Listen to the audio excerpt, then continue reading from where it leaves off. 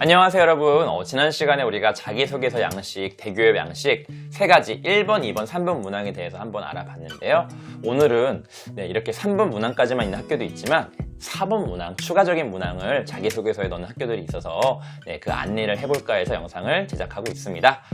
자, 여러분들 우리 일단은 특히 4번 문항 중에요 가장 많은 게 2가지인데요. 지원 동기랑 그리고 앞으로의 향후 계획, 이 2가지를 묻는 얘기가 굉장히 많아요.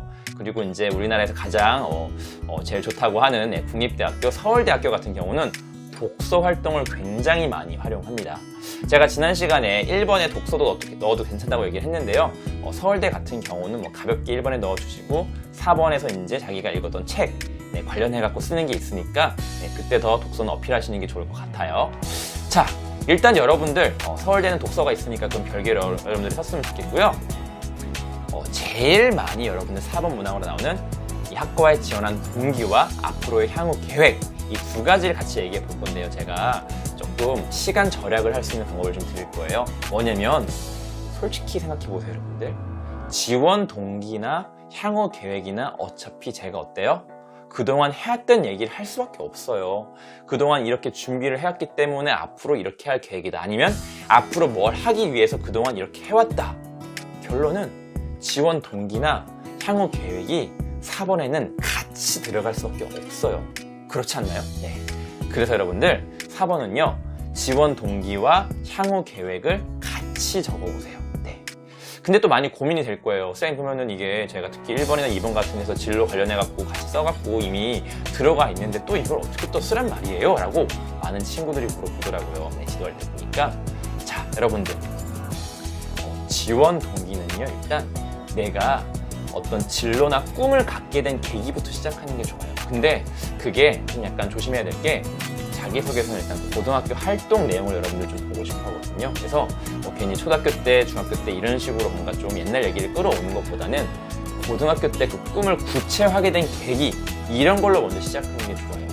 예를 들어서 저는 고등학교 때 예를 들어서 이제 교사가 되기로 결심했다라고 할 때는 어떤 계기가 있으면 좋겠는데 내가 본받고 싶은 선생님이 있을 수도 있고요.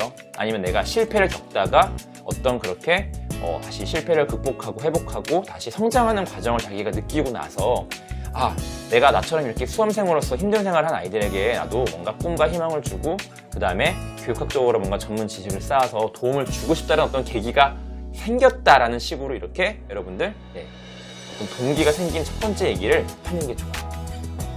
그리고 이제 여러분들 1번과 2번에 썼던 내용 중에서 거기 있는 내용도 조금 가져오는 건 좋지만 또 2학년이면 우리가 새로운 걸 쓸 수 있으니까요.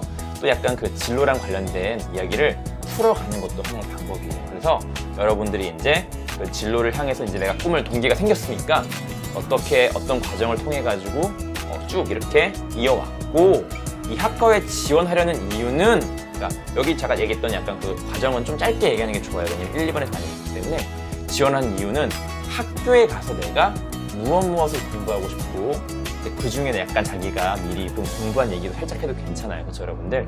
대학 가서 이런 걸 배운다고 알고 있는데 그거랑 관련해가지고 교육 심리학 같은 경우는 자기가 직접 배웠는데 그 중에 어떤 내용이 정말 나에게는 큰 감동이었고 큰 도움이 되었다. 그래서 그거를 바탕으로 해서 나는 대학에 갔을 때 좀 더 깊게 지식을 확장하고 싶고 이렇게 뭔가 전공과 관련된 지식 확장의 얘기를 하면서 동시에 대학 가면 여러분들 솔직히 우리가 다양한 활동들 경험할 수 있잖아요.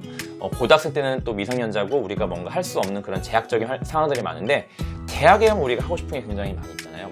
해외 봉사라던가 아니면 대학교 내에서도 뭔가 우리가 여러 활동들이 있고요. 단체 활동들도 있고요. 그렇죠 여러분들?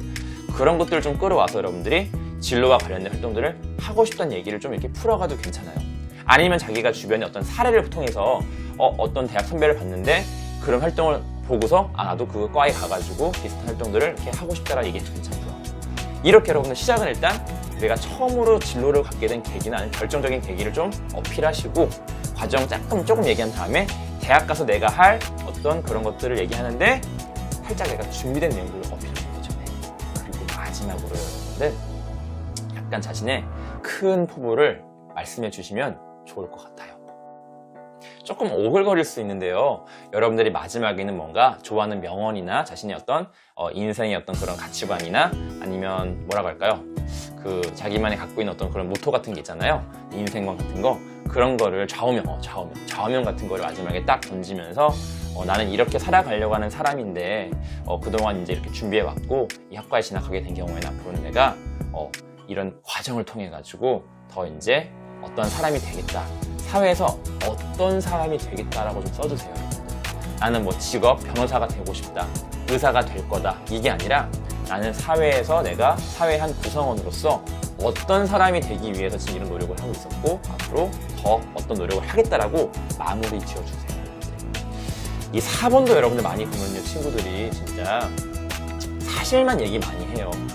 동기는 뭐 때문에 그랬고, 그 다음에 앞으로 나는 특히 막 이런 것들, 여러분들 약간 그 학교에서 추구하는 약간 인재상 이런 게 있어요. 이런 것들을 들어가서 보고서 따와가지고 뭐 이 학교는 뭐 사회 공헌하고자 하는 어떤 인간들 아니면 뭔가 사회인을 만들고자 한다라고 하면 그걸 막 따가지고 이렇게 인용해가지고 막 이렇게 좀 애정 많다 이 학교에 이런 식으로 어필하는데요.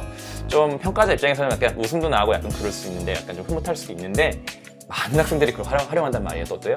식상하기 때문에 사용하지 마시고 어떻게? 네, 사용하지 마시고 이거를 여러분들이 그런 것보다는 자신의 어떤 이야기 좌우명 차라리 마지막에 이것도 식상할 수 있지만 그래도 내가 이렇게 준비해 왔으니까 마지막에 내 이야기 나의 어떤 좌우명 난 이런 사람이 될 거예요 라는 걸 어필하는 게 훨씬 좋은 것 같아요. 그 대학교 어떤 인재상 이런 거 쓰지 마시고요. 네, 물론 쓰면 좋긴 한데 좀 다 그러니까 애들이 다 너무 웃기고 좀 의미가 없어져요. 그래서 여러분들이 진짜 되고 싶은 사람 그런 것들을 4번 문항에서 보여주시면 됩니다.